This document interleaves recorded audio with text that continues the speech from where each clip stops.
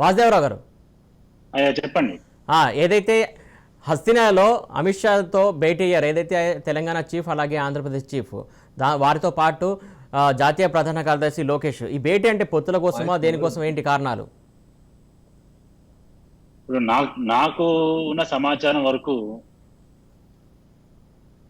నారా లోకేష్ గారు చంద్రబాబు నాయుడు గారి యొక్క అరెస్టు ఏదైతే ఉందో దాని గురించి ఏదైనా విన్నవించుకోవడానికి, ఎందుకంటే అక్రమంగా ఒక మాజీ ముఖ్యమంత్రి, ఒక ఒక రాజకీయ పార్టీ ఒక అధ్యక్షులు వారిని అక్రమంగా అరెస్ట్ చేశారనేది ఈ రోజున ఒక పెద్ద అభియోగం. ప్రజలందరూ కూడా చాలా మంది అటు రెండు తెలుగు రాష్ట్రాల్లో కూడా మరి దాన్ని నిరసన వస్తుంది.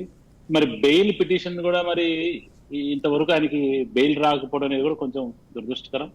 ఎందుకంటే వారు ఒక ఈ ఉమ్మడి ఆంధ్రప్రదేశ్ రాష్ట్రానికి, అలాగే విడిపోయిన తర్వాత కూడా ఆంధ్రప్రదేశ్ రాష్ట్రానికి ముఖ్యమంత్రిగా ఉన్నారు. వారు చేసిన నేరాలు చేశారని ఆరోపణ చేస్తూ కనీసం ఇప్పటివరకు దాదాపు 35 రోజులు అయిపోయినట్టుంది నాకు తెలిసినంత వరకు.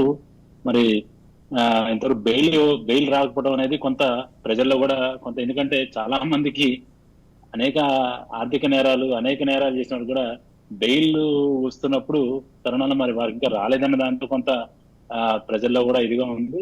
దానికి సంబంధించి మరి వారు ఈ యొక్క భారతదేశం యొక్క హోంశాఖ మంత్రులు అమిత్ షా గారిని కలిసినట్టు నేను భావిస్తున్నాను. అందులో ఏదన్నా లోపాలు కానీ, లేకపోతే ఇంకా అనేక రకాల కేసులు వారిని పెట్టడం కానీ లోపభూయిష్టంగా మనం ఈ మధ్యకాలంలో చూస్తున్నాం.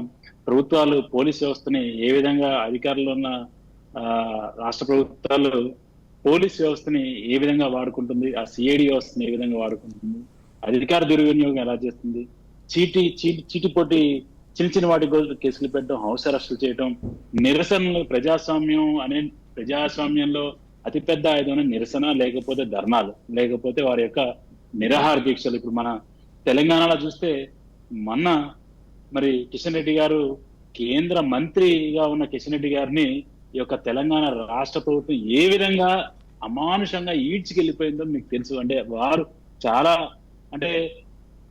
ప్రశాంతంగా ఇందిరా పార్క్ దగ్గర ఏదైతే ఈ యొక్క దీక్షల కోసం స్పెసిఫైడ్ ఏరియా ఉందో, నోటిఫైడ్ ఏరియా ఉందో, ఆ ఏరియాలో పర్మిషన్ తీసుకొని మరి వారు అక్కడ ఒక రోజు కేవలం 24 గంటల దీక్ష పూనుకుంటే ఏ విధంగా ఈ రాష్ట్ర ప్రభుత్వం వారిని అమానుషంగా, అంటే ఒక కేంద్ర మంత్రి, రాష్ట్ర అధ్యక్షుడు, ఒక పార్లమెంట్ మెంబరు వారిని ఏ విధంగా తీసుకెళ్లి